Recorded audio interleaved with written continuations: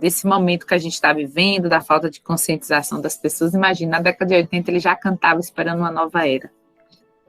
E nós estamos numa era tão difícil, numa era tão complicada. E fazendo a analogia, né, de algumas partes da música com a educação, em especial com o coordenador pedagógico, o que é que a gente tem se permitido, né, em tempo de pandemia, com tantas coisas vitais para pensar?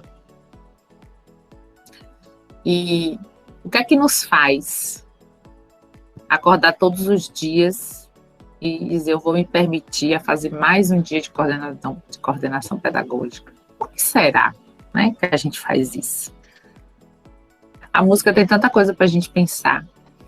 Mas quando eu estava preparando esse encontro para vocês, eu fiquei me questionando, meu Deus, por que eu me permito, né, todos os dias, para que eu me permito todos os dias viver uma gestão, viver educação, viver essa coordenação pedagógica, né?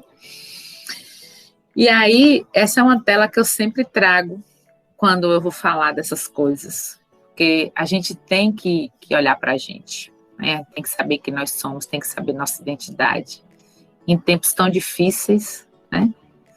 E também modernos, porque a gente vê tanta coisa que às vezes a gente fica sem saber como surgiu tantas coisas novas e modernas, né? Então a gente tem que, de fato, se olhar. Nossa, será que a questão da coordenação pedagógica faz parte de nós, está na nossa identidade, é por isso que a gente se permite, né? E aí, alguns pontos para refletir. Nós vamos falar de motivação e automotivação, uma quinta-feira à noite, né, depois de um dia de trabalho. A gente estava aqui esse tempo todo. Teve dias que não aconteceram, mas a gente fez por onde acontecer logo o seguinte, né? Isso não tem outro nome para isso, se não for automotivação, né? E aí vocês se perguntam e se respondam, né? O que me motiva? O que me move? Minha motivação me satisfaz? Minha motivação chega no outro? Roberto Chinachique e tantos outros, né, defendem que não existe motivação.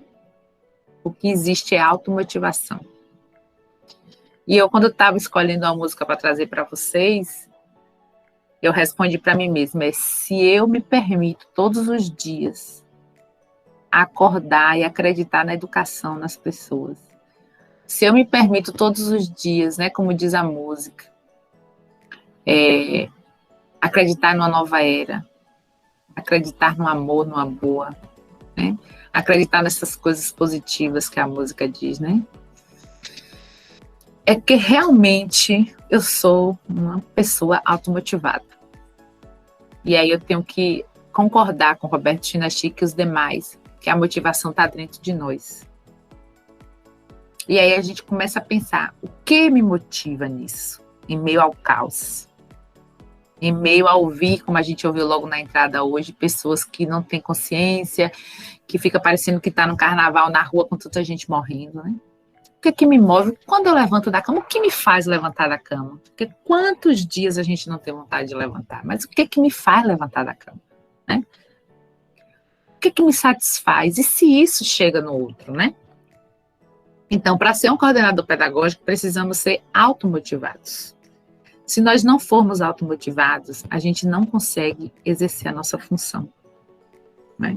Aí a gente volta lá para o primeiro encontro, né? Para entender que a gente é líder, que a gente é autoridade, que a gente precisa se organizar, que a gente tem uma rotina, que a gente precisa ter uma metodologia de gestão, encontrar projetos, processos, organizar ações. Tem que ser automotivado, porque senão a gente não faz. E por falar nisso, então podemos falar e viver a coordenação e a motivação em todos os relacionamentos da vida. Porque nós somos um ser completo, sistêmico.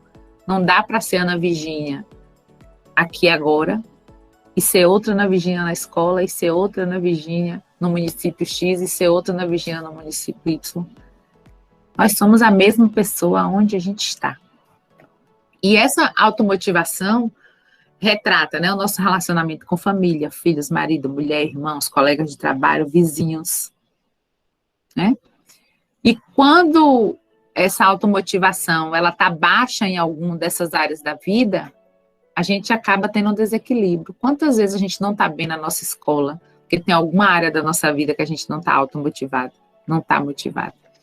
Então, outro desafio nosso é equilibrar essas nossas áreas, né? Por isso que eu sou tão apaixonada por gestão, porque eu acredito que gestão é vida, né? Se você pudesse ter tudo sobre a condição de não estar satisfeito, automotivado, aceitaria? Será que eu estou coordenadora, coordenador, sou coordenador? Por que mesmo, né? É por sobrevivência, é porque eu gosto, é porque eu aceitei o convite de alguém que eu gosto, é porque eu não sei dizer não à minha diretora, né? Mas se você não está satisfeito, não automotivado, será que vale a pena aceitar? E aí, no fim do século XV, criou condições, né, para compreender a coordenação como possibilidade de tolerância, convivência com o diferente. Então, essa discussão de coordenador pedagógico vem do século XV. E ela veio se efetivar do ponto de vista legal na década de 90. E a história do coordenador pedagógico ainda é muito recente. Se a gente for parar para analisar a olho nu, assim, bem en passant, o coordenador ele começou a ser um pouco visto de 10 anos para cá. E ainda não se entende direito a função do coordenador pedagógico muitas vezes. Mas é uma função que começou a ser vista para isso, como possibilidade de tolerância, de convivência com o diferente. Porque o coordenador pedagógico, como ele envolve muito a questão do pedagógico e a função dele principal é a formação do professor, então ele ouve muito o professor. Ele sente as dores e os sabores de um professor também. Porque é ele que ouve o professor. Muitas vezes o gestor não tem tempo para ouvir, ou não quer ouvir, ou não pode ouvir, por tantas outras questões, em especial administrativo, né? Mas o coordenador, inicialmente, ele foi pensado para isso. Depois foi que se organizou toda uma questão pedagógica. Mas mesmo vindo pedagógico depois, nunca teve distante o papel do coordenador em compreender, né? A condição de compreender a tolerância, a convivência com o diferente. E nesse mundo atual, nesse mundo moderno, né? A precariedade dos relacionamentos provoca a necessidade de um exame mais acurado dos comportamentos e relações humanas, né? Eu não sei o que o slide não está tocando, mas eu botei a música, né? Quantas vezes a gente está ali motivado, automotivado, para resolver as situações com os professores, na escola. E tem gente que está querendo festa lá no AP, né? Pode aparecer, rolar bunda lelê, como muitos que estão aí na rua sem máscara, sem ter cuidado com a vida. A gente tem muito desses comportamentos dentro da escola. Que a gente está aqui automotivado, levando tudo com muita seriedade, e ele quer bunda lelê, muitas vezes. E bunda lelê não só de festa, mas também não dá tanto valor e seriedade ao que a gente está dando, né? Então, por isso que a gente tem que ter tolerância e resiliência. A necessidade interfere nos comportamentos vivenciados? Essa é uma resposta que vocês também devem se dar. A necessidade interfere nos comportamentos vivenciados? Que necessidade eu tenho? O que é que eu estou fazendo? Qual é a necessidade do outro?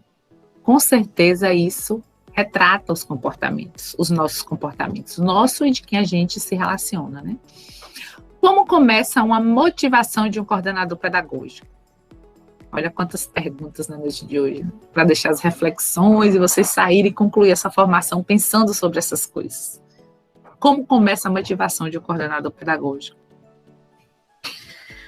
No tão lindo, conhecido livro Pequeno Príncipe, né? Tem um diálogo que eu trouxe aí para vocês, né? O príncipezinho diz assim: vem brincar comigo, estou tão triste. A raposa fala: eu não posso brincar contigo, não me cativaram ainda. O príncipezinho fala: eu procuro amigos. O que quer dizer cativar? A raposa fala, é uma coisa muito esquecida, significa criar laços. Por favor, cativa-me. O príncipe fala, bem quisera, mas eu não tenho tempo. Tenho amigos a descobrir e mundos a conhecer. A raposa fala, a gente só conhece bem as pessoas que cativou. Tu te tornas eternamente responsável por aquilo que cativas. E a gente ouve também de alguns teóricos que o coordenador não é amigo de professor, né? Mesmo que a gente acredite nisso e até não faça amizades, trate como colegas, mas a gente cria laços. É inevitável não criar laços numa coordenação pedagógica. Porque tem aqueles professores que se motiva, que também é automotivado, se motiva com a sua motivação. Tem aqueles professores que respondem bem aquilo que você propõe. E tem aqueles professores que te cativam. E aí você é valorizado, você é elogiado, e aí você se torna mais responsável. E também acontece o inverso. A cada professor que te elogia, que diz que quanto que aprendeu com você, que hoje ele é outro por causa da sua coordenação, aí você fica ainda mais motivado para fazer melhor no próximo AC. Você fica mais motivado para fazer no próximo semestre. A gente está concluindo um semestre, né? Mês que vem. E aí, quando esses laços são criados, quando essa relação de cativar um outro acontece, como a gente fica mais motivado, né? Pierre Rival, ele é autor do livro O Corpo Fala, que alguns aqui devem conhecer. E Pierre Rival diz assim, olha, as pessoas crescem na direção do elogio. Se a gente acredita que é a automotivação que existe, né? Que eu posso estar aqui falando a 8ª maravilha do mundo, mas se você estiver automotivado, não vai te tocar, né? A gente acredita nisso. Mas se a minha automotivação, ela toca o coração de alguém, se ela cria laços, se ela resgata muitas vezes, né? E, às vezes, por meio de um elogio, vale muito a pena. Porque eu entendo que ser coordenador pedagógico é plantar essa semente o tempo inteiro. É a semente do relacionamento, é a semente do conhecimento pedagógico, é a semente da responsabilidade com que se faz. Então, o papel do coordenador pedagógico, ele é muito, mas muito importante. Se não se inscrever no nosso canal, se inscreve agora, deixa seu like, deixa seu comentário, ativa o sininho. Vamos abranger a comunidade escolar.